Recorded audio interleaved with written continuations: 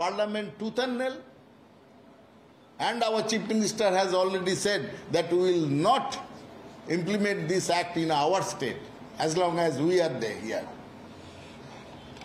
ममता बनर्जी ने आज एक ट्वीट पोस्ट किया है जिसमें शांति बनाए रखने की अपील की है, लेकिन बीजेपी की तरफ से बोला जा रहा है कि जो कुछ भी अनरेस्ट हो रहा है उसके जिम्मेदार ममता बनर्जी और उनकी सरकार है।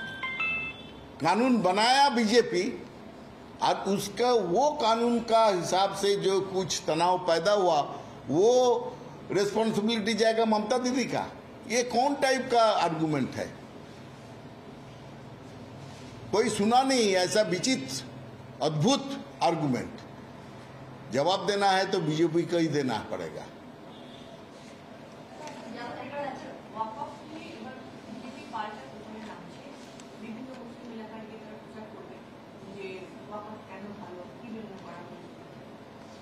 तो আইনের আগে প্রচার করলো না কেন?